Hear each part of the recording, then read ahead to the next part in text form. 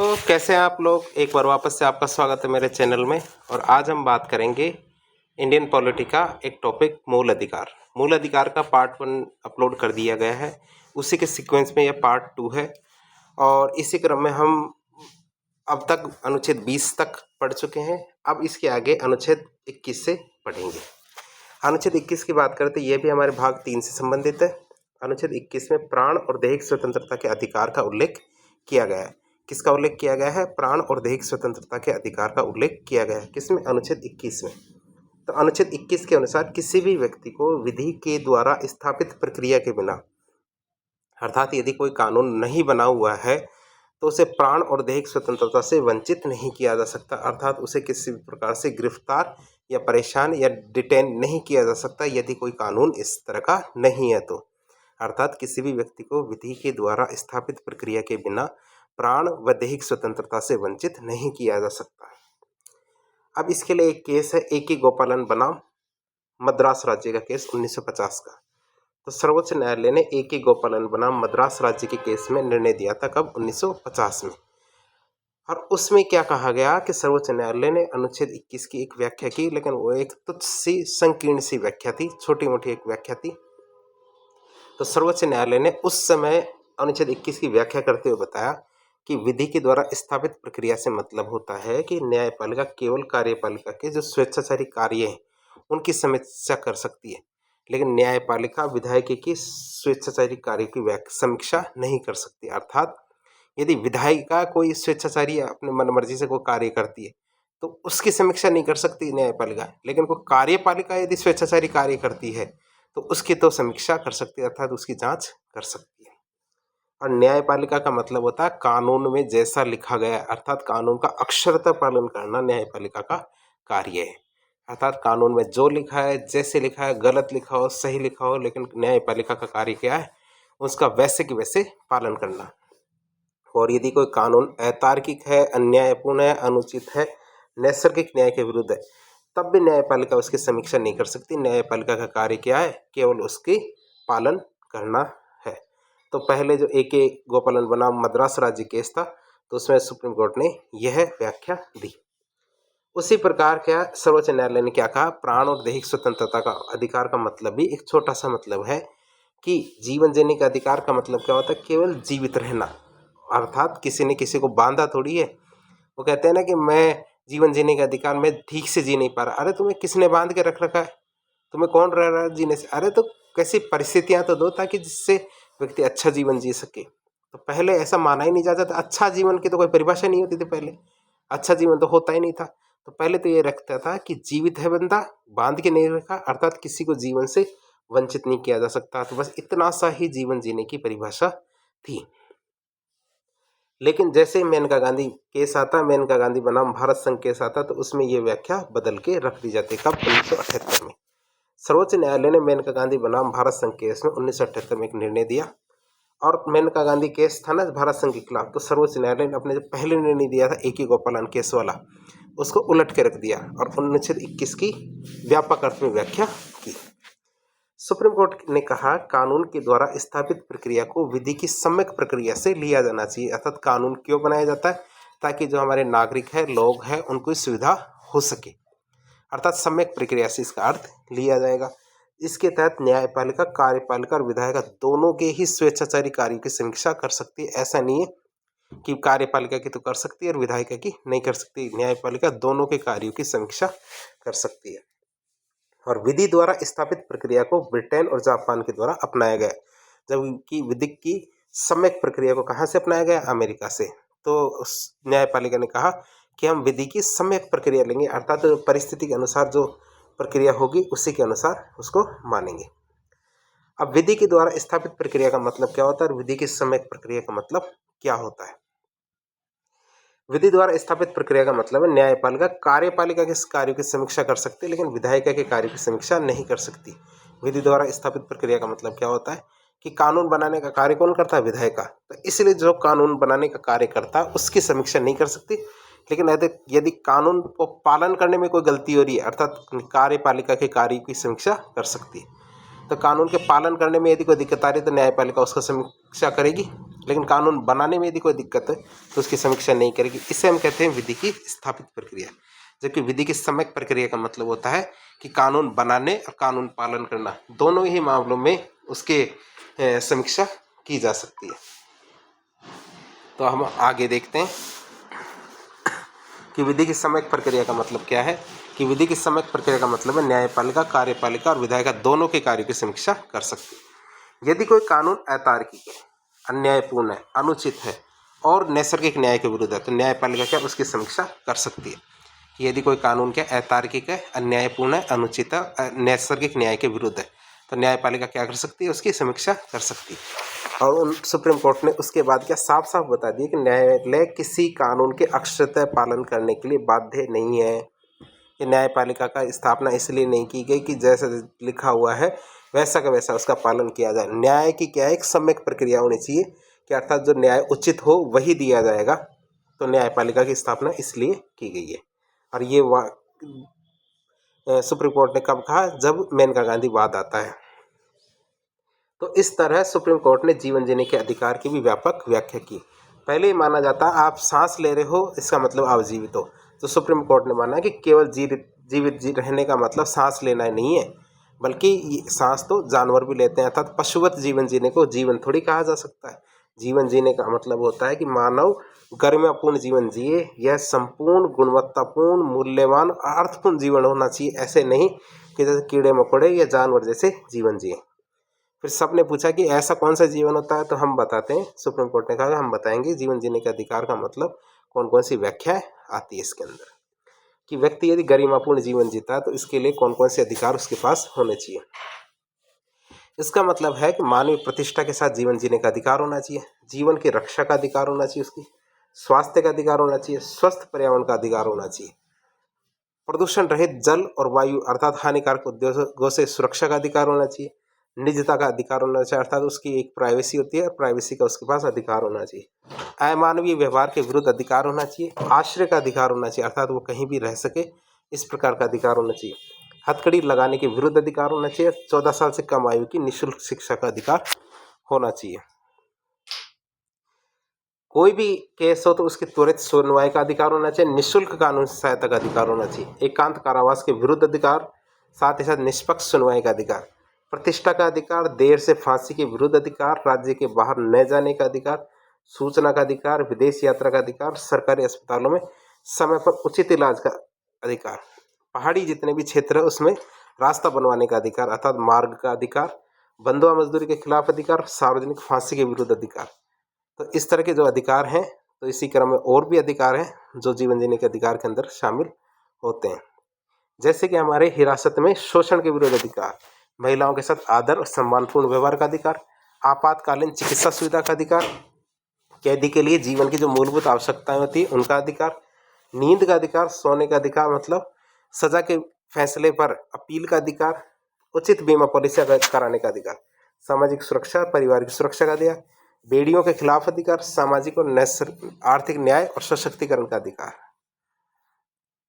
और अवसर का अधिकार, ध्वनि प्रदूषण के से मुक्ति का अधिकार, संधारणीय विकास का अधिकार। तो इस तरह सुप्रीम कोर्ट ने मेनका गांधी वाद के अंदर इतने प्रकार के अधिकारों के बारे में बताया जिससे क्या मानव का जीवन कैसा गरिमापूर्ण और अर्थपूर्ण जीवन हो जाता है।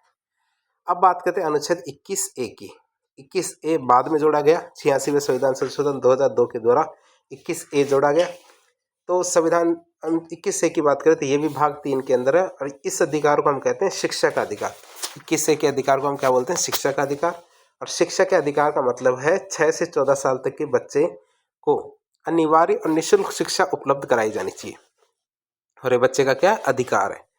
अनुच्छेद 21A में भारतीय संविधान के 86वें संविधान संशोधन के द्वारा 2002 में जोड़ा गया और यह अधिनियम 2009 में जाके पारित हुआ जो 1 अप्रैल 2010 से लागू हो गया। और इस अधिकार का मतलब यह है कि सभी निजी विद्यालयों में क्या सभी निजी विद्यालय या प्राइवेट स्कूलों में 25% सीटें गरीब बच्चों को प्रवेश देना अनिवार्य है। 25% सीटें क्या गरीब बच्चों को देना अनिवार्य है और 25% जो सीटें होगी उनके पैसे का भुगतान कौन करेगी, भारत सरकार करेगी। उनकी 25% सीटों का भुगतान कौन करेगी, सरकार के द्वारा किया जाएगा। तो इस तरह 21A के अंदर बच्चों की शिक्षा का अधिकार दिया गया जो 6 से 14 साल तक के बच्चे।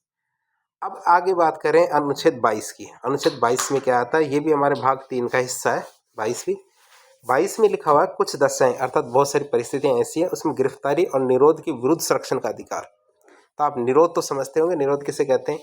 कभी कभी क्या होता है, कोई अपराध हो जाता है और अपराध के बाद जो दोषी व्यक्ति होता है उसको सजा होती है। लेकिन कभी कभी क्या होता है, कोई व्यक्ति अपराध करने वाला है, अभी तक अपराध नहीं किया है, तो उस पर शक के आधार पर कि यह व्यक्ति अशांति फैला सकता है या अपराध कर सकता है, तो ऐसी स्थिति में क्या है कि उसको बिना अपराध किए ही क्या कहते हैं, जेल में डाला जा सकता है ताकि वह अपराध ना करे। तो इसको कहते हैं निरोध।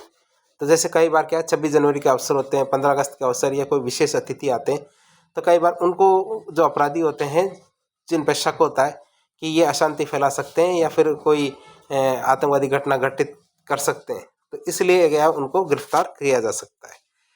तो अब बात करते हैं गिरफ्तारी कर ले ऐसे व्यक्ति की। तो गिरफ्तारी करते समय व्यक्ति को 3 अधिकार दिए जाते हैं जिसको गिरफ्तार किया गया है।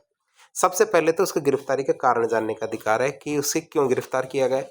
साथ ही साथ गिरफ्तारी के समय वकील से परामर्श लेने का अधिकार है कि वकील से पूछ सकता है कि मैं किस तरीके से इससे मुक्त हो सकता हूँ, बच सकता हूँ।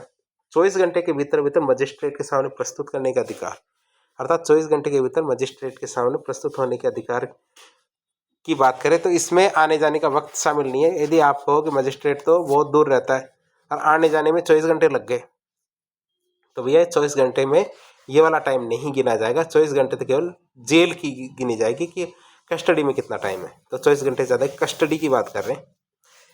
फिर बात करें 2 प्रकार के लोगों को ये तीनों अधिकार नहीं मिलते हैं। तीनों अधिकार केवल भारतीय लोगों को मिलते हैं। सबसे पहले बात करें कि जो शत्रु देश का नागरिक है, अर्थात जैसे भारत के शत्रु देश तो नहीं कह सकते, लेकिन जो हमारे प्रतिद्वंदी है, प्रतिद्वंदी जैसे पाकिस्तान है, हमारे चीन है, और भी बहुत सारे ऐसे देश हैं जो हमारे क्या प्रतिद्वंदी है। दुश्मन देश तो क्या कहेंगे उनको, लेकिन क्या है इनको ये अधिकार नहीं मिलेंगे, अर्थात वकील का अधिकार या फिर 24 घंटे में मजिस्ट्रेट के सामने पहुंचने का अधिकार, तो इस तरह के अधिकार इनको नहीं मिलेंगे। साथ ही साथ जो निवारक निरोध के विरुद्ध निरुद्ध किए व्यक्ति को, अर्थात यदि जिसके ऊपर आतंकवादी घटना घटित करने का शक है, ऐसे व्यक्ति को भी ये तीनों अधिकार नहीं मिलेंगे। अब निवारक निरोध कानून के तहत निरुद्ध व्यक्ति को कुछ अधिकार तो मिलते हैं, ऊपर के 3 तो नहीं मिलते, लेकिन कौन कौन से अधिकार हैं। सबसे पहला अधिकार है कि उसे अधिकतम 3 महीने के लिए निरुद्ध किया जा सकता है, उससे ज़्यादा नहीं।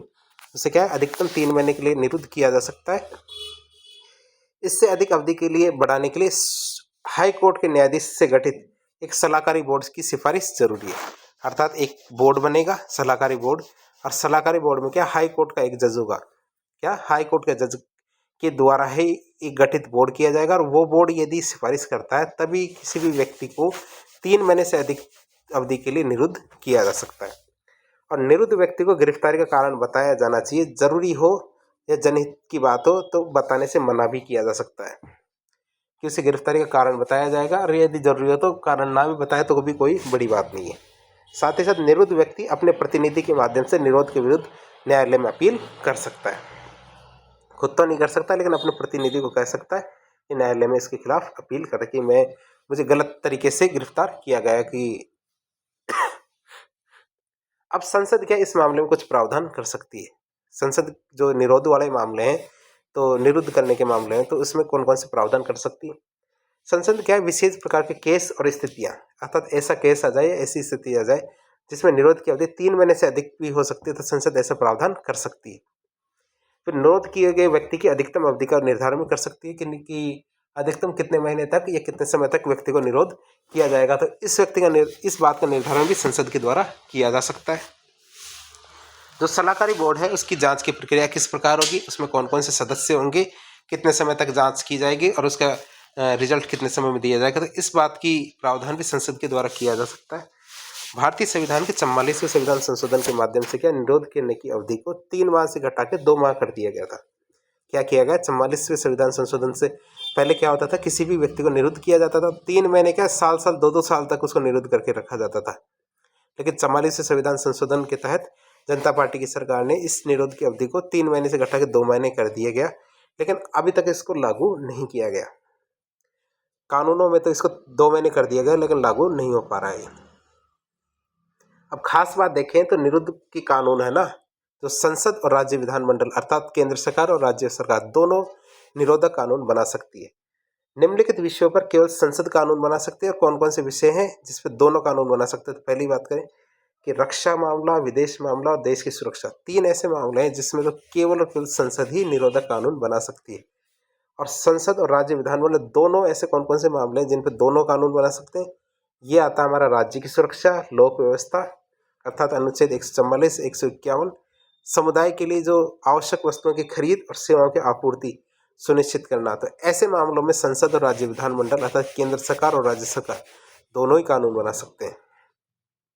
तो आज तक कोई कानून बने हैं या नहीं बने, तो ऐसे बहुत सारे कानून बने हैं इसके संदर्भ में। तो हम उन कानूनों के उदाहरण देखते हैं।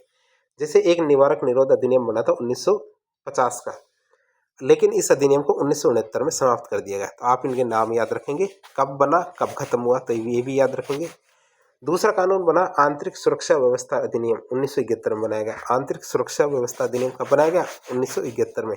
इसको मीसा कानून भी कहते हैं। क्या बोलते हैं? मीसा कानून भी कहते हैं। लेकिन इसको 1978 में समाप्त कर दिया गया। क्या कर दिया गया? 1978 में समाप्त कर दिया गया।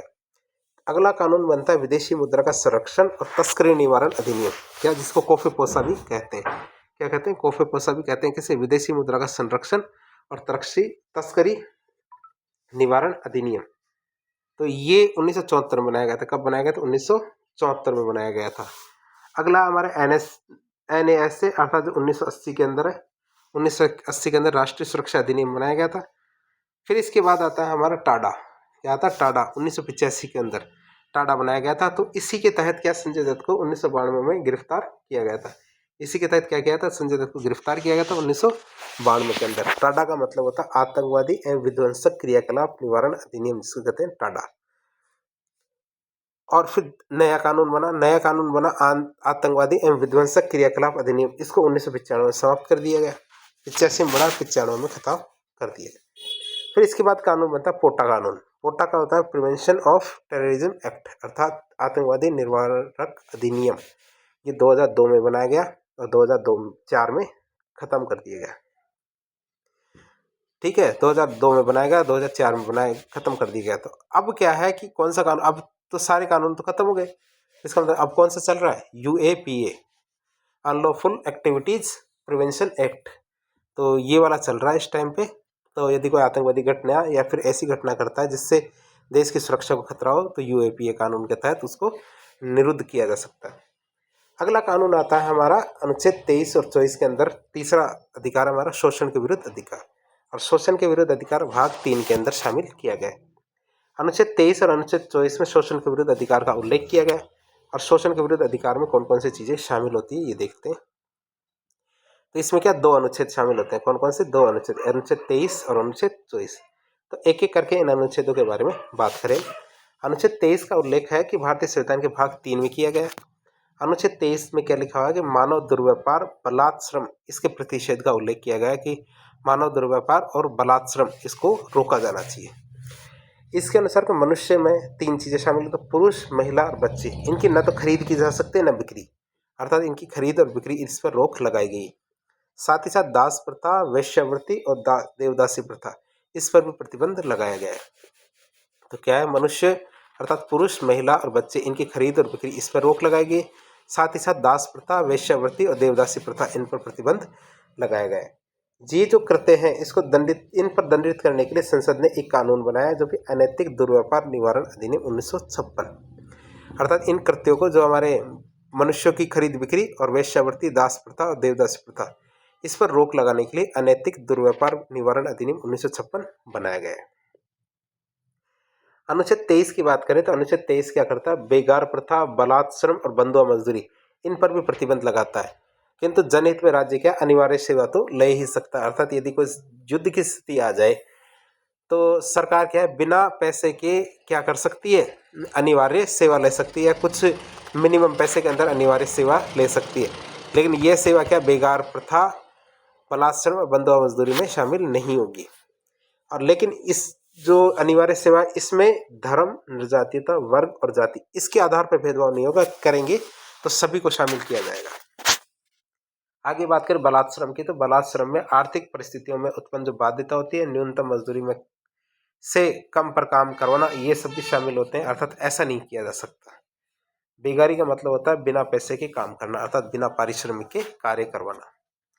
तो अनुच्छेद 23 हमने देख लिया। अब बात करते हैं अनुच्छेद 24 की। हम अनुच्छेद 24 की बात करें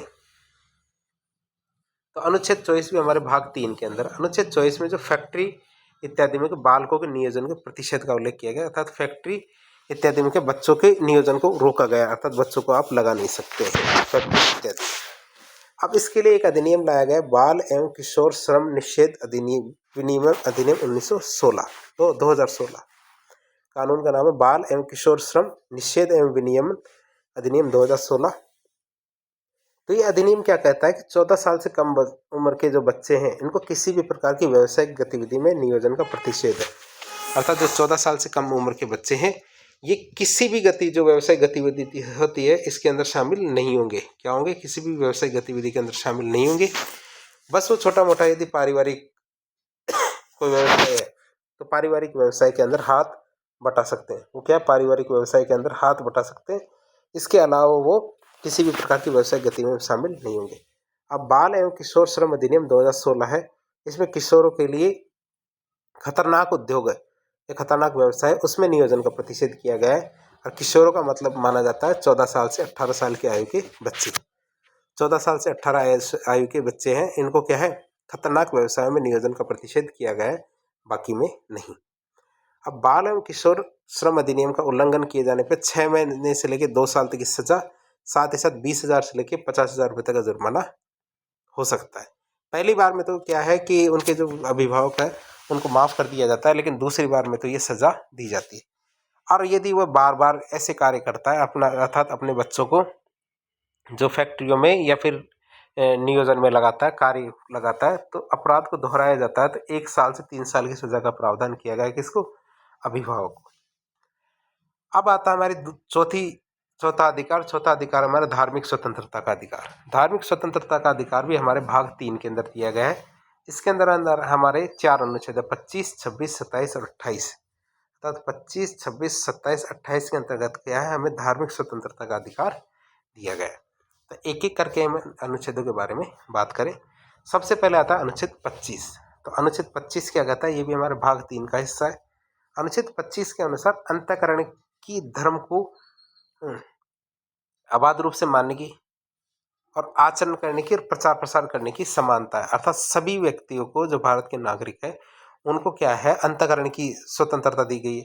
अंतःकरण के मतलब आप किसी भी धर्म को मान सकते हो, ठीक है, अपने मन से, कि किसी को बताने की भी जरूरत नहीं कि मैं किस धर्म को मानता हूँ, तो बताने की जरूरत नहीं है। अंतःकरण से आप किसी भी धर्म को अबाध रूप से मान सकते हो, कि आपको कोई नहीं रोकेगा किसी को मान लो।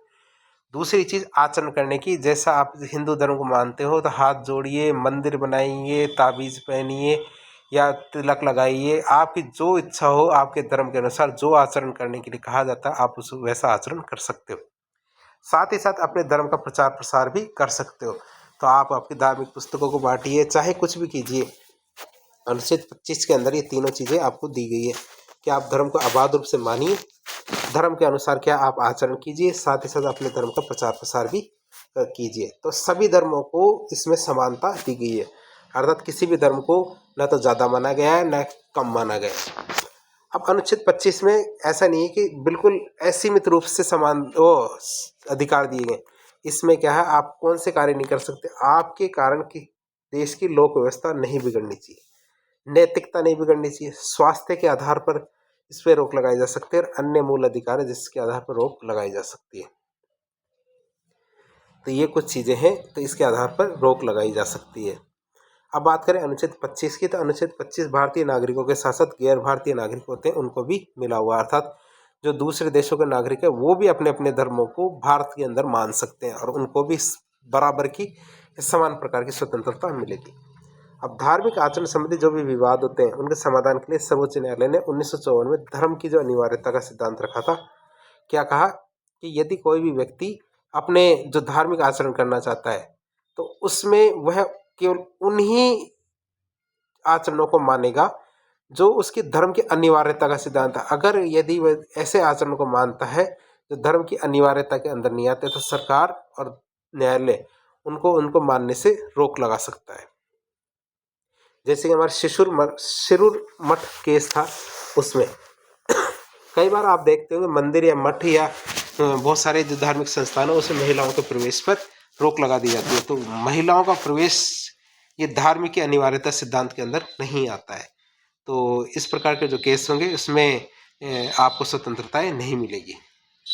फिर आता है हिंदू धर्म में जो क्या है, कौन कौन से धर्म को शामिल किया जाता है, सिख, जैन और बौद्ध, ये भी हिंदू धर्म के अंदर ही शामिल होते हैं। क्यों? क्योंकि किसी समय पे ये हिंदू धर्म के अंदर शामिल थे, लेकिन ये हिंदू धर्म की एक शाखा के रूप में अलग हो गए थे।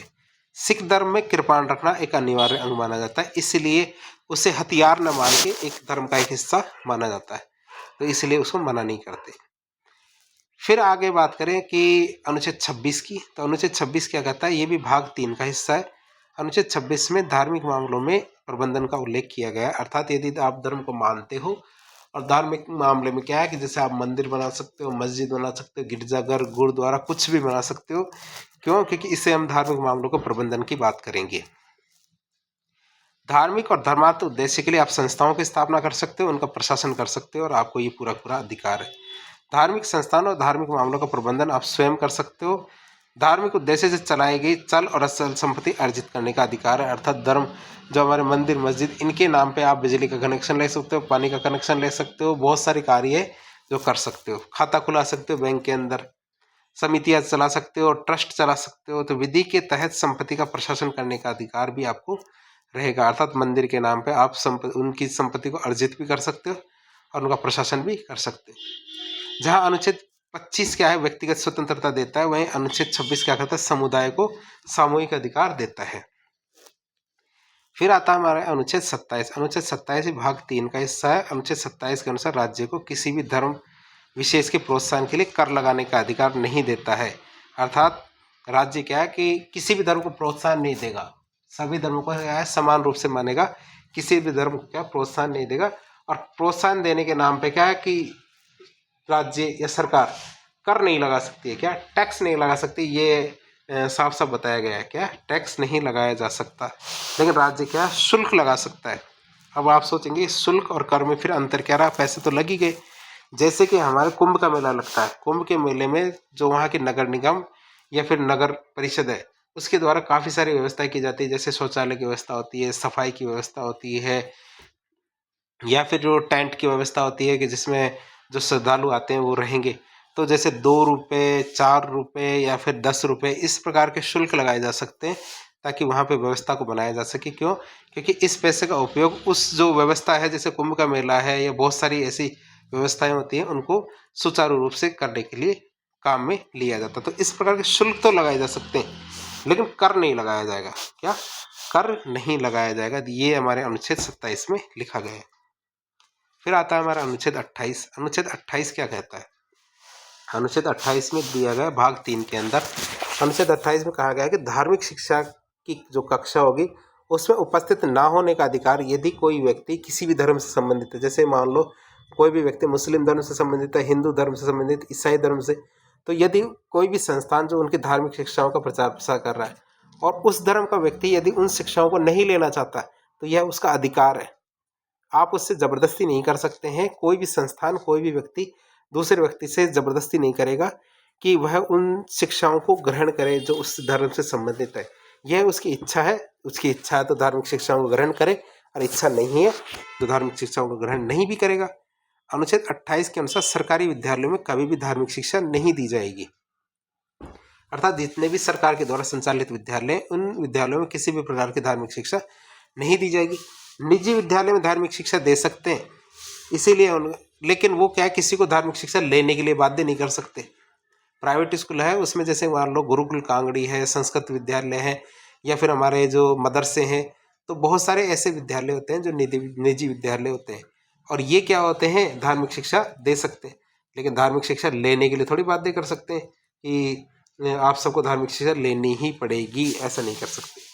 राज्य के द्वारा जो प्रशासित और धर्म विशेष के लिए जो स्थापित की गई संस्थाएं, वहाँ पे क्या धार्मिक शिक्षाएं दी जा सकती है, जैसे हमारे वैदिक स्कूल है, इनके अंदर वेदों की शिक्षा दी जाती है। 5वां आता है हमारा सांस्कृतिक और शैक्षणिक अधिकार। कौन सा? सांस्कृतिक और शैक्षणिक अधिकार, और विभाग 3 के अंदर शामिल है। इसके अंदर 2 अनुच्छेद आते हैं हमारे, अनुच्छेद 29 और अनुच्छेद 30। अब अनुच्छेद 29 और अनुच्छेद 30 में क्या दिया गया है? सांस्कृतिक और शैक्षणिक अधिकार दिया गया है। क्या? सांस्कृतिक और शैक्षणिक अधिकार दिए गए हैं। अब बात करते हैं दोनों अनुच्छेद के बारे में, अनुच्छेद 29 और अनुच्छेद 30 के बारे में। सबसे पहले बात करें तो ये अधिकार क्या हमारे अल्पसंख्यकों को दिए गए हैं। क्या? अल्पसंख्यकों को दिए गए ये सारे अधिकार।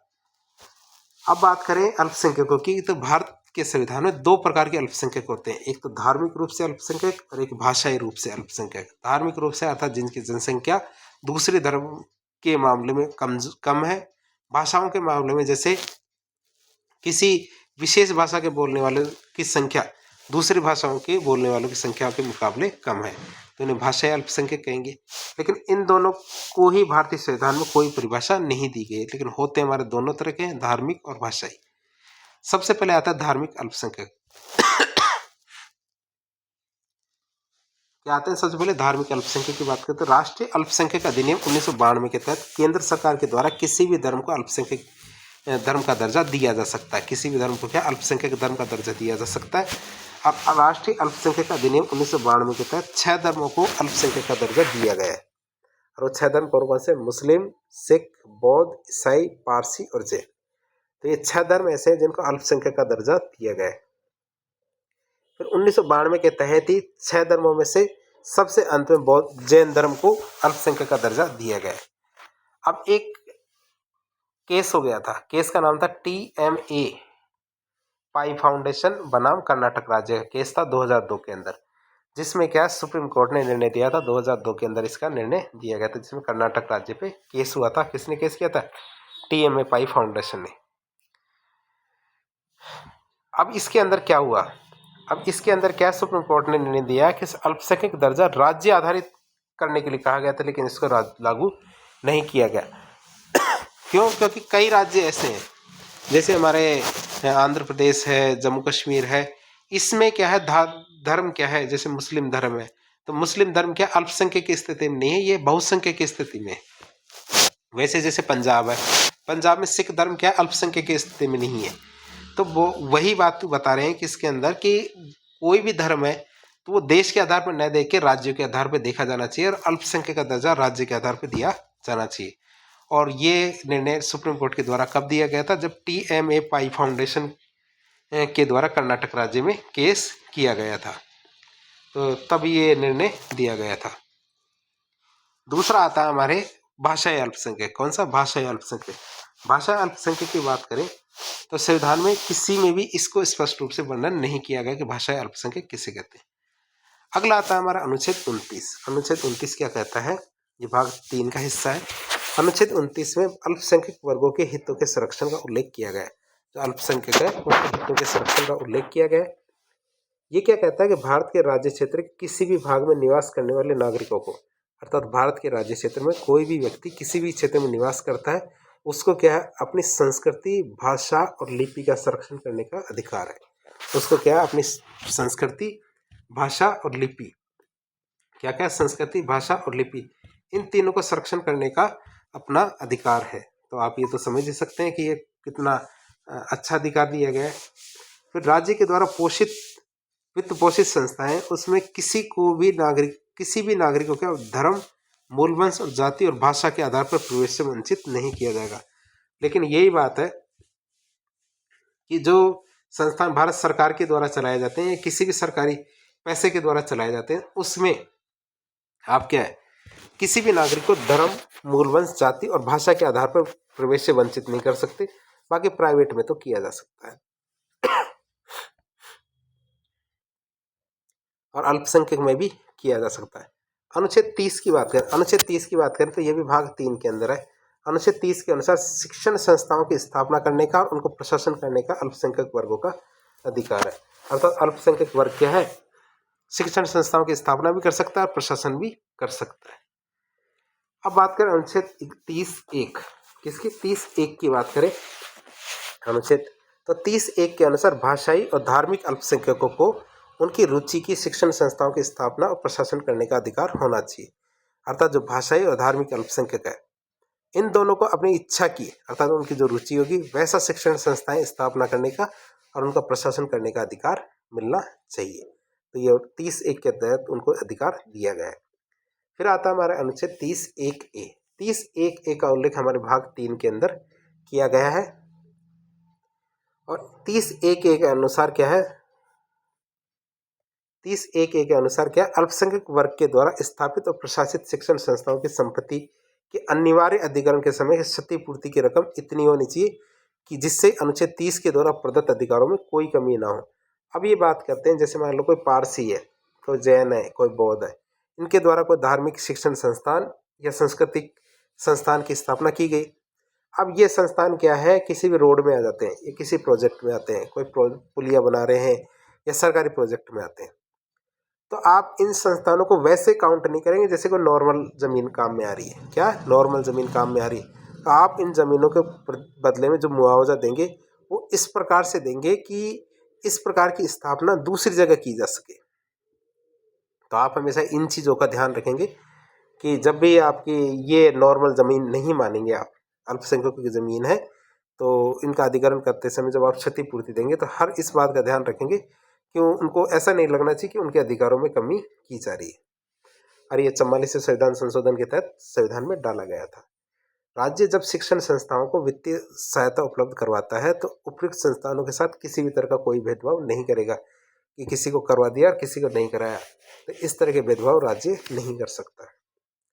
फिर बात करें अनुच्छेद 31 की, तो अनुच्छेद 31 क्या कहता है, अनुच्छेद 31 के अनुसार जो भाग 3 के अंदर है, इसमें संपत्ति के अधिकार का उल्लेख किया गया है। किसका उल्लेख है इसमें संपत्ति के अधिकार का उल्लेख किया गया है। भारतीय संविधान के 44वें संविधान संशोधन के द्वारा संपत्ति के अधिकार को मूल अधिकारों से हटा दिया गया। क्या किया गया, 44वें संविधान संशोधन के तहत जो मूल अधिकारों से हटा दिया गया इसे संपत्ति के अधिकार को, और भारत के भाग 12 संविधान के भाग 12 अनुच्छेद 300(a) में इसको शामिल कर दिया गया। संपत्ति का अधिकार वर्तमान में कोई मूल अधिकार नहीं है, बल्कि ये केवल एक संवैधानिक अधिकार है। ये क्या मूल अधिकार नहीं है, बल्कि क्या एक संवैधानिक अधिकार है। इस अनुच्छेद के तहत कोई भी व्यक्ति कानून के बिना संपत्ति से वंचित नहीं किया जा सकता। किसी भी व्यक्ति को क्या है, कानून के बिना उसकी संपत्ति से उसको वंचित नहीं कर सकते। भारतीय संविधान में 44वां संविधान संशोधन कब जोड़ा गया था, 1978 के अंदर। फिर आता हमारा अनुच्छेद 31(a). क्या था, अनुच्छेद 31(a) भी हमारे भाग 3 का हिस्सा है। तो 31(a) क्या कहता है कि राज्य जनहित में अर्थात जनता के हित में किसी भी निजी संपत्ति का अधिग्रहण कर सकता है। अर्थात किसी के पास भी कोई भी संपत्ति है, यदि राज्य के हित जनहित की बात करें तो उस स्थिति में राज्य किसी भी निजी संपत्ति का अधिग्रहण कर सकता है। राज्य किसी भी प्रकार के निजी व्यापारों का राष्ट्रीयकरण भी कर सकता है। अर्थात कोई भी व्यक्ति यदि निजी व्यापार चला रहा है तो राष्ट्र के हित में क्या कर सकता है, उन निजी व्यापारों को राष्ट्रीयकरण कर सकता है। इसी वजह से बैंकों का राष्ट्रीयकरण इंदिरा गांधी सरकार के द्वारा किया गया था। सबसे पहले 14 बैंकों का किया गया था, फिर 7 बैंकों का किया गया था। तो इस तरह बहुत सारे बैंकों का राष्ट्रीयकरण किया गया था। राज्य के द्वारा जनहित में किसी भी निजी संपत्ति का अधिग्रहण करने के लिए प्रदान की जाने वाली क्षतिपूर्ति राशि को न्यायालय में चुनौती नहीं दी जा सकती।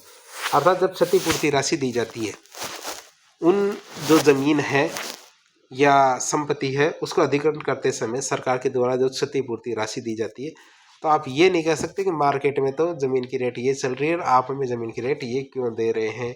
अर्थात इस क्षतिपूर्ति राशि को आप न्यायालय में चुनौती नहीं दे सकते, अर्थात सरकार के खिलाफ इस आधार पर केस नहीं कर सकते। फिर आता है हमारा अनुच्छेद 31। क्या आता है, अनुच्छेद 31(b). अनुच्छेद 31(b) क्या कहता है, ये भी हमारे भारत के संविधान के भाग 3 के अंदर है। 31(b) के अनुसार जिन अधिनियमों को 9वीं अनुसूची में रख दिया गया है उनका न्यायिक पुनरावलोकन नहीं किया जा सकता। अर्थात जो अधिनियम क्या है 9वीं अनुसूची में डाल दिए गए हैं तो उन अधिनियमों का क्या नहीं किया जा सकता, न्यायिक पुनरावलोकन नहीं किया जा सकता। फिर आता हमारा अनुच्छेद 31(c).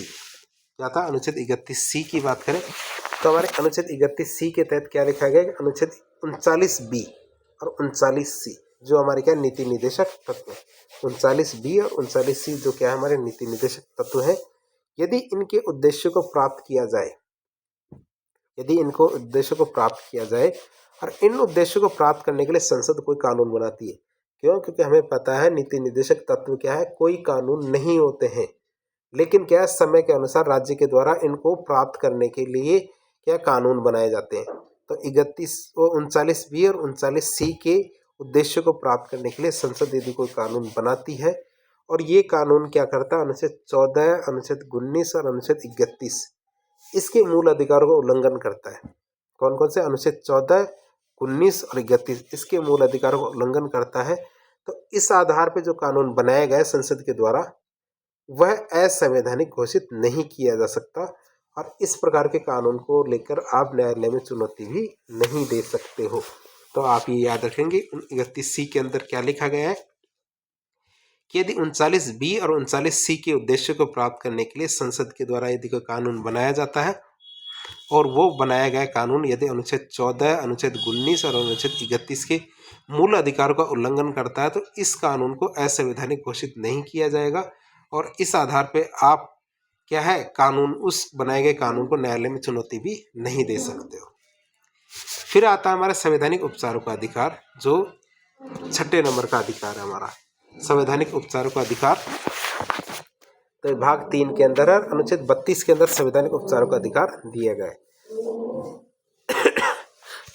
इसमें केवल एक अनुच्छेद है, अनुच्छेद 32। अनुच्छेद 32 क्या कहता है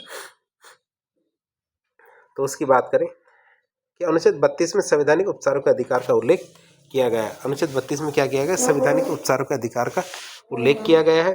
डॉक्टर भीमराव अम्बेडकर ने संवैधानिक उपचारों के अधिकार अर्थ मतलब अनुच्छेद 32 को क्या कहा है? संविधान की मूल आत्मा या संविधान का हृदय कहा है। संविधान का हृदय या मूल आत्मा किसे कहा गया? अनुच्छेद 32 को। तो अनुच्छेद 32 के अनुसार मूल अधिकारों को हनन होने पर व्यक्ति क्या है कहाँ जा सकता है? सर्वोच्च न्यायालय में।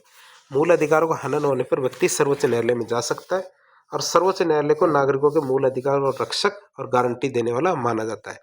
सर्वोच्च न्यायालय को क्या माना जाता है? मूल अधिकारों को रक्षक और गारंटी देने वाला माना जाता है। फिर बात करें यदि व्यक्ति के मूल अधिकार को हनन होता है कि यदि व्यक्ति के मूल अधिकार को हनन होता है तो सर्वोच्च न्यायालय क्या 5 प्रकार की रिट जारी कर सकता है। 5 प्रकार की रिट जारी करके उसके मूल अधिकार को हनन होने से रोक सकता है।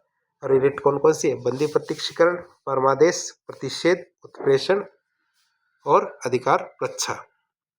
तो एक एक करके इन रिटों के बारे में जाने। रिट तो आप समझते होंगे। रिट का मतलब होता है यदि किसी भी नागरिक के मूल अधिकार का हनन होता है तो उनको हनन को रोकने के लिए भारत सरकार और न्यायालय के द्वारा 5 प्रकार की रिट जारी की जाती है ताकि वो उनके अधिकार संरक्षित हो सके। अब एक एक करके बात करें इन अधिकारों की। तो सबसे पहला अधिकार आता है हमारा बंदी प्रत्यक्षीकरण। कई बार परीक्षा में इसका अंग्रेजी अनुवाद भी पूछा जाता है, जैसे हेबियस कॉर्पस का अर्थ होता है बंदी प्रत्यक्षीकरण, कि यदि किसी व्यक्ति को अवैधानिक तरीके से बंधक बनाया गया अर्थात गैर कानूनी रूप से यदि किसी व्यक्ति को बंधक बनाया गया तो बंधक को न्यायालय के समक्ष प्रस्तुत करने के लिए न्यायालय के द्वारा एक रिट जारी की जाती है कि उसे कहा जाता है कि इस व्यक्ति को हमारे सामने पेश करो ताकि हम उससे पूछ सकें कि तुम्हें गलत तरीके से यदि बंदी बनाया गया तो क्यों बनाया गया है।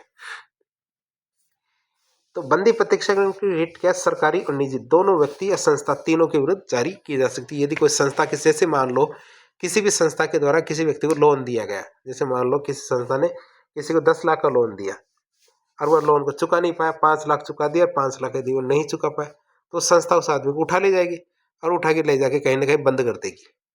तो ये तो एक तरह के गैर कानूनी कार्य हुआ। तो वो सुप्रीम कोर्ट या कोर्ट के द्वारा ये आदेश दिया जा सकता है हेबियस कॉर्पस का, उस संस्था को आदेश देगा कि भैया तुम्हारा लोन तो अलग बात है, पहले उस आदमी को पेश करो कोर्ट में, आप जिसको बंधक बना के रख रखे हो।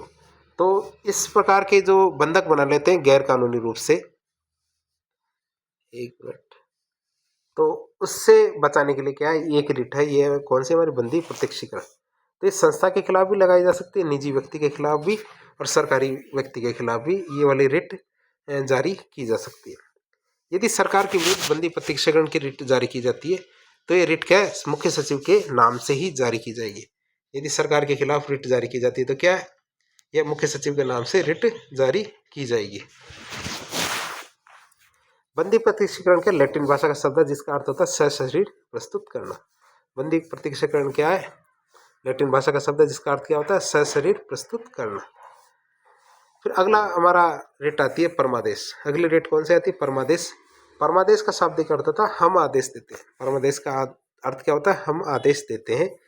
अर्थात यदि कोई सार्वजनिक पद पर नियुक्त कोई व्यक्ति अपने कर्तव्य का पालन नहीं कर रहा, अर्थात यदि कोई व्यक्ति के पास हम जाते हैं और वो मना कर देते नहीं कर रहा, जाओ तुम्हारा काम नहीं करता, अर्थात यदि कोई व्यक्ति किसी काम के लिए किसी व्यक्ति के पास जाता है, अर्थात सरकारी व्यक्ति के पास, और वह खुन्नस खाए बैठा है, दुश्मन है, और वो कहता है मैं तुम्हारा कोई काम नहीं करूँगा, तो काम तो उसको करना पड़ेगा, तनख्वाह लेता है, सरकार का कर्मचारी है, तो उसके विरुद्ध क्या परमादेश की रिट जारी की जा सकती है न्यायालय के द्वारा, और उससे ऐसा कहा जा सकता है कि तू भैया तू तनख्वाह लेता है, साथ ही तेरी जिम्मेदारी है, तो ये काम तो तेरे को करना पड़ेगा, अर्थात कर्तव्य पालन का आदेश उसे दिया जा सकता है।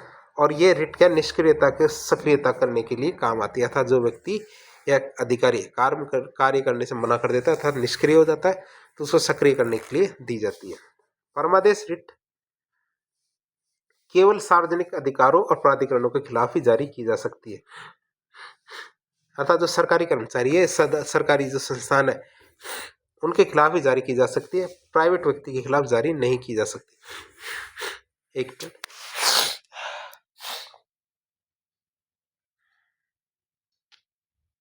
क्यों? क्योंकि जो निजी व्यक्ति होता है, निजी व्यक्ति तो कहे कि भैया मेरे को तो कौन से तुम तनख्वाह देते हो, हमारी मर्जी काम करे तो नहीं करूँ, मैं तो जिंदगी भर ही काम नहीं करूँगा, तो वो ऐसा हो सकता है।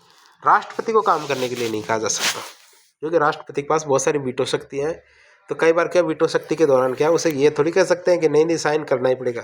राज्यपाल को नहीं कह सकते, किसी निजी व्यक्ति या संस्था को नहीं कह सकते। जब कर्तव्य क्या विवेकाधीन शक्ति के अधीन होता है तब नहीं कहा जा सकता। जो संविधाओं से संबंधित कार्य होता है अर्थात जो ठेके से संबंधित कार्य होता है उसमें नहीं कहा जा सकता। हाई कोर्ट के जो मुख्य न्यायाधीश होता है उसको कार्य करने के लिए नहीं कहा जा सकता, तो इनके खिलाफ ये वाली रिट जारी नहीं की जा सकती। अगली रिट आती है हमारी प्रतिषेध या प्रोहिबिशन।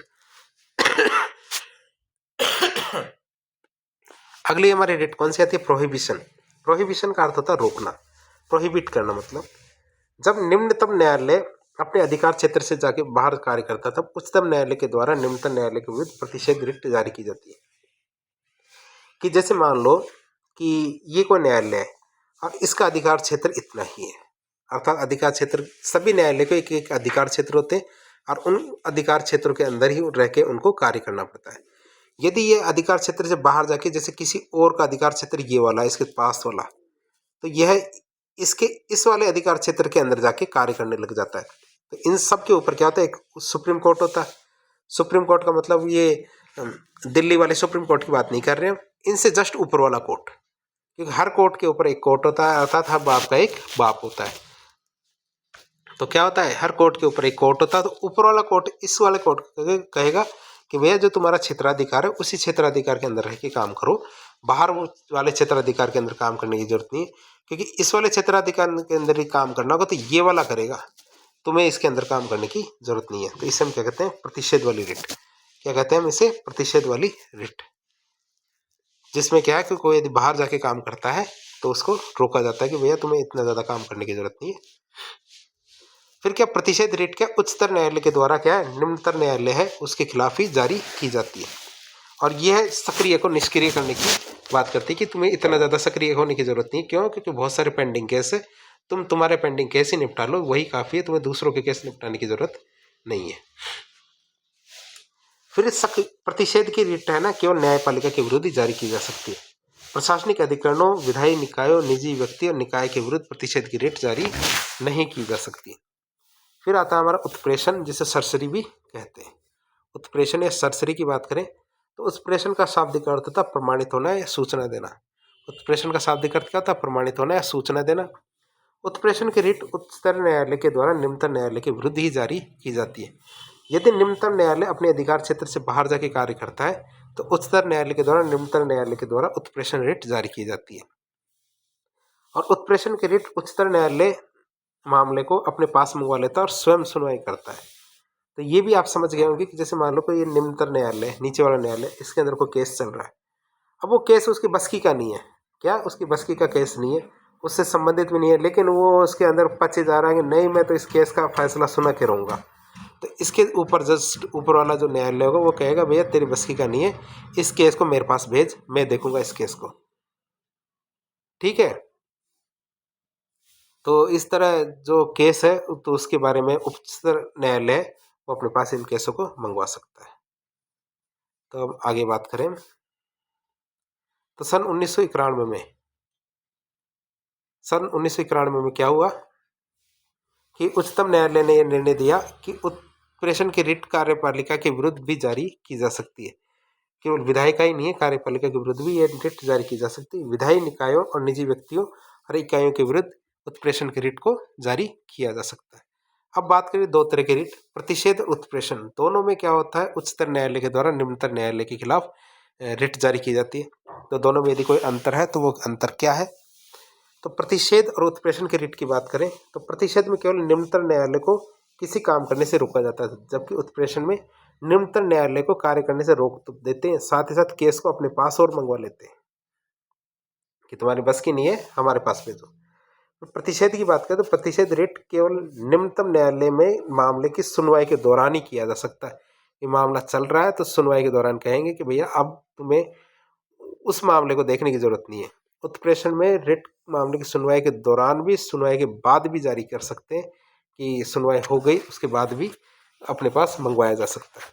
प्रतिषेध की रिट केवल न्यायपालिका के विरुद्ध जारी की जा सकती है, जबकि उत्प्रेषण की रिट न्यायपालिका कार्यपालिका दोनों के खिलाफ जारी की जा सकती है। कि न्यायपालिका और कार्यपालिका दोनों के खिलाफ जारी की जा सकती है। अब आता है हमारे पांचवी प्रकार की रिट, जिसे कहते हैं अधिकार परीक्षाएं क्यो वारंटो। क्या अधिकार परीक्षाएं क्यो वारंटो की बात करें तो इसका शाब्दिक अर्थ होता है किसी प्राधिकृत व्यक्ति या वारंट के द्वारा, किसी प्राधिकृत या वारंट के द्वारा की बात करें। अर्थात यदि कोई व्यक्ति ऐसे राजनीतिक या प्रशासनिक पद पर नियुक्त किया जाता है, ठीक है, जिसके लिए वह योग्य नहीं है। अर्थात किसी भी व्यक्ति को ऐसे प्रशासनिक पद पर नियुक्त कर दे जिसकी वह क्या है, योग्य नहीं है, तो अधिकार परीक्षा नामक एक रिट जारी की जाती है न्यायालय के द्वारा, जिसमें उससे पूछा जाता है कि भैया तुम्हें कौन सा अधिकार है जिस अधिकार के तौर पर तुम इस पद को संभाल रहे हो। अधिकार परीक्षा की रिट नियुक्त व्यक्ति के विरुद्ध जारी की जाती है। अधिकार परीक्षा की रिट का नियुक्त करने वाले व्यक्ति के विरुद्ध जारी, नियुक्ति करने वाले व्यक्ति के विरुद्ध जारी नहीं की जाती, बल्कि नियुक्त जो व्यक्ति है उसके विरुद्ध ही जारी की जा सकती है। अर्थात जिसने लगाया उसके खिलाफ जारी नहीं होगी, जो लगा है उसके खिलाफ ही जारी होगी। अधिकार परीक्षा रिट को मंत्रित्व कार्यालय और निजी कार्यालय के विरुद्ध जारी नहीं कर सकते। क्यों? क्योंकि यदि आपको पता हो तो विशेष अधिकार के रूप में क्या, मंत्री कार्यालय में किसी भी व्यक्ति को लगाया जा सकता है, अर्थात वह मंत्री अपना पीए किसी भी बना सकता है। तो इस प्रकार के जो पीए है या फिर उसके कार्यालय में कोई सफाई कर्मचारी है, कोई भी है मंत्री के कार्यालय में, तो उनसे नहीं पूछा जा सकता तुम्हें किससे पूछ के तुमने लगा, नहीं, उसके खिलाफ नहीं कर सकते। ये केवल जो सरकारी कर्मचारी होते हैं उनकी बात कर रहे हैं। अब बात करते हैं रिट तो दोनों ही जारी कर सकते हैं, अर्थात हाई कोर्ट भी रिट जारी कर सकता है और सुप्रीम कोर्ट भी रिट जारी कर सकता है। तो हाई कोर्ट और सुप्रीम कोर्ट दोनों में रिट जारी करने के दौरान कोई अंतर है या नहीं। तो अब बात करते हैं उच्चतम न्यायालय अर्थात सुप्रीम कोर्ट और हाई कोर्ट दोनों की रिट अधिकारिता में तुलना करके देखते हैं। उच्चतम न्यायालय तो अनुच्छेद 32 के तहत और हाई कोर्ट 226 के तहत रिट जारी कर सकता है। अब बात करें उच्चतम न्यायालय रिट जारी करने के लिए बाध्य है, अर्थात यदि कोई मूल अधिकारों से संबंधित कोई केस आता है तो सुप्रीम कोर्ट को अनुच्छेद 32 के तहत रिट जारी करना बाध्य है, अर्थात उसे बाध्य है कि वह करना ही पड़ेगा और ये हमारा एक मूल अधिकार है। जबकि हाई कोर्ट रिट जारी करने के लिए कोई बाध्य नहीं है। क्यों? क्योंकि 226 के तहत वह रिट जारी करता है और रिट जारी करवाना 226 के तहत कोई मूल अधिकार नहीं होता है। फिर बात करें सर्वोच्च न्यायालय केवल मूल अधिकारों का हनन के मामले में रिट जारी कर सकता है और किसी भी मामले में रिट जारी नहीं कर सकता, जबकि 226 अनुच्छेद के तहत हाई कोर्ट मूल अधिकार को हनन के साथ साथ और दूसरा मामला हो उसमें भी रिट जारी कर सकता है।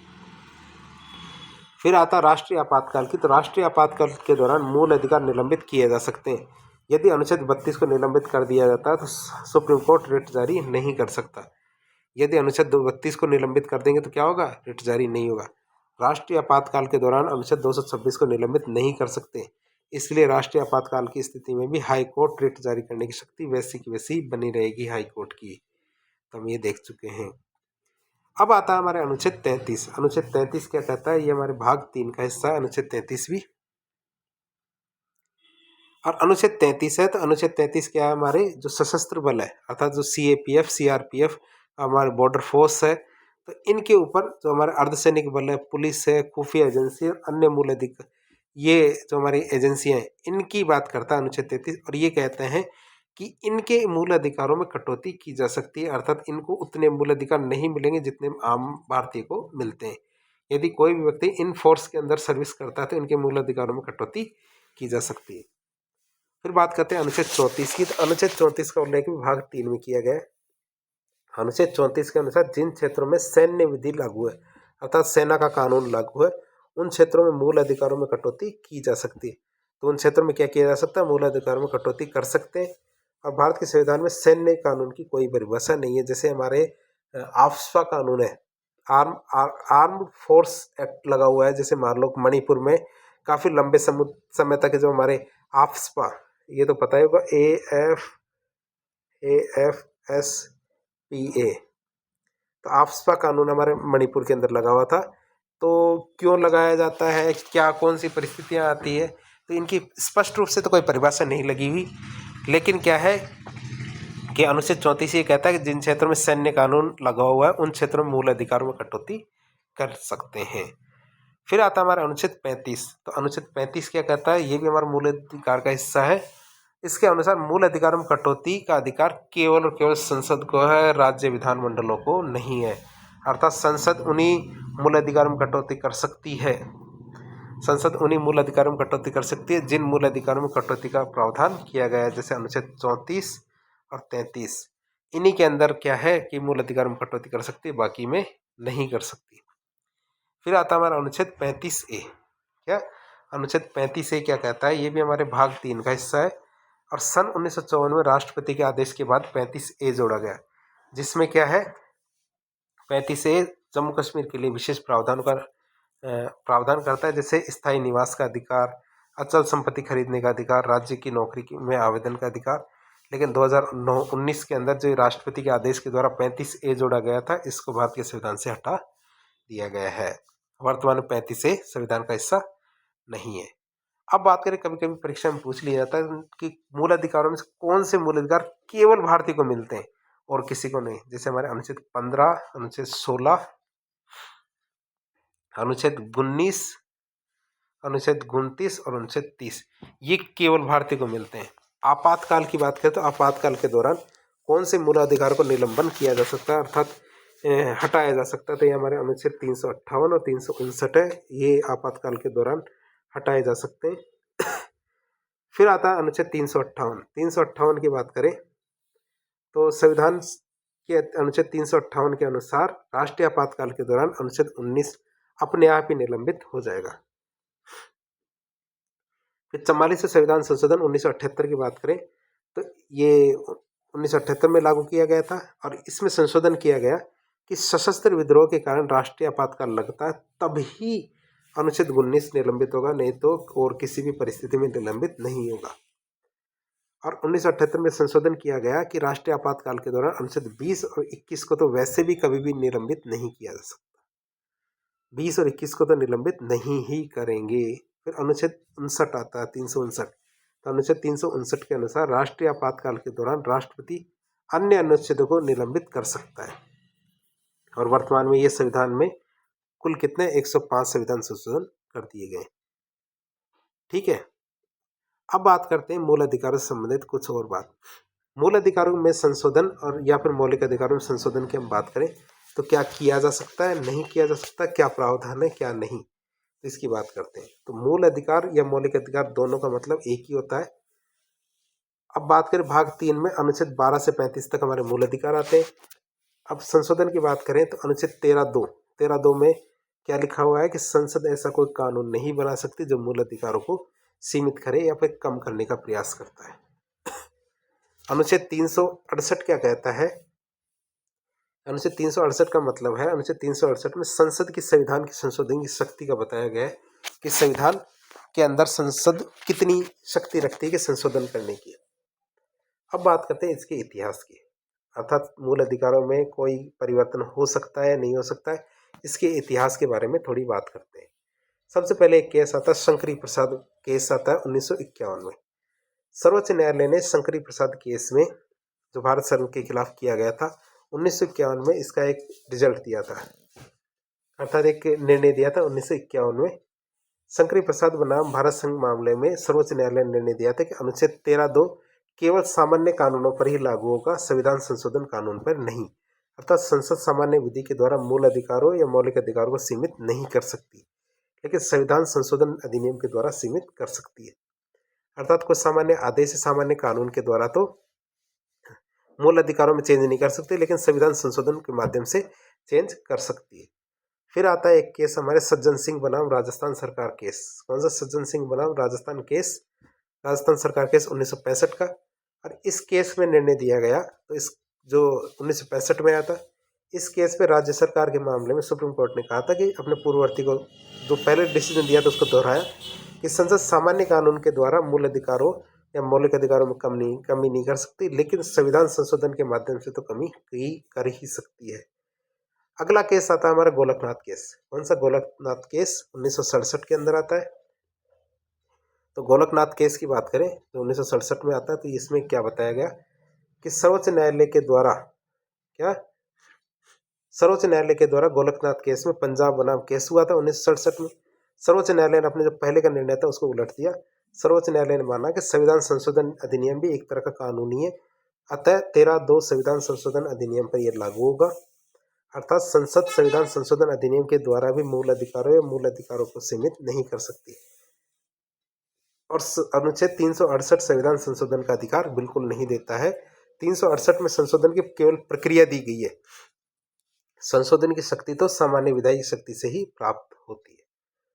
फिर सर्वोच्च न्यायालय ने यह भी स्पष्ट कर दिया, क्या? सर्वोच्च न्यायालय ने यह भी स्पष्ट कर दिया कि गोलकनाथ बनाम पंजाब राज्य केस में जो निर्णय दिया गया था वो भूतकाल से लागू नहीं होगा। अर्थात गोलकनाथ बनाम पंजाब राज्य केस में जो निर्णय दिया गया है, पहले वाले मूल अधिकारों में जो कटौती कर दी गई है वो हमेशा कटौती लगी रहेगी, लेकिन भविष्य में मूल अधिकारों में कोई कटौती नहीं होगी। इसके एवज में 24वां संविधान संशोधन होता है 1971 में। क्या 24वां संविधान संशोधन होता है 1971 में? और 24वां संविधान संशोधन 1971 में होता है, उसके बारे में बात करें तो इसके अनुसार अनुच्छेद 13(4) अनुच्छेद 368(3) संविधान में जोड़े गए।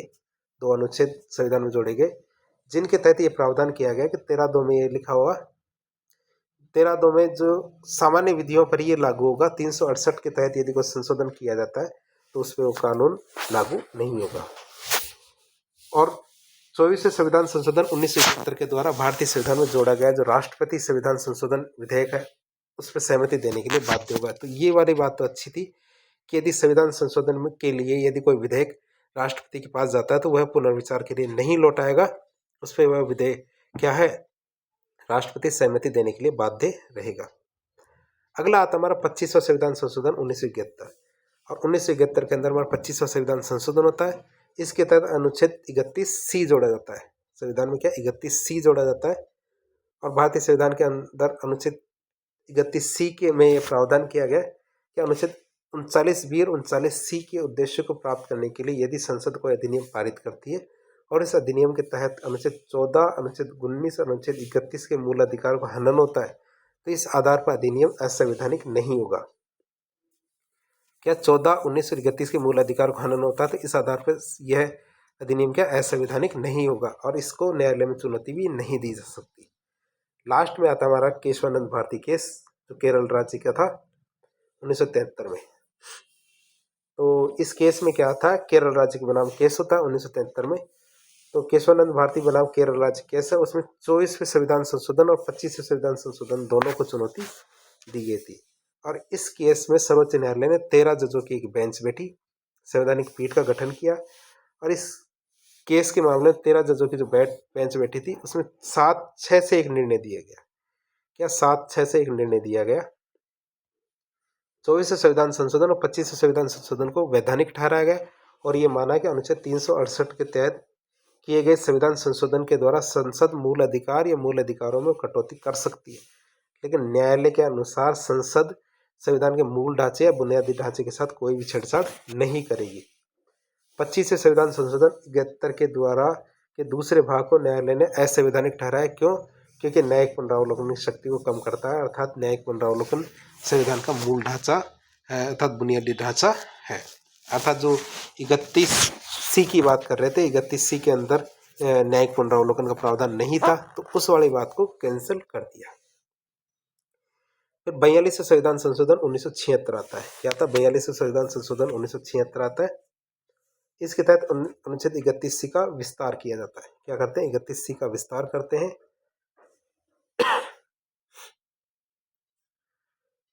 और 31C में यह प्रावधान किया गया कि सभी नीति निदेशक तत्वों के उद्देश्य को प्राप्त करने के लिए यदि संसद कोई कानून बनाती है और संसद के द्वारा बनाई गई विधि से यदि अनुच्छेद 14 1931 के मूल अधिकार को हनन होता है तो इस आधार पर अधिनियम क्या है, असंवैधानिक या अवैधानिक नहीं माना जाएगा।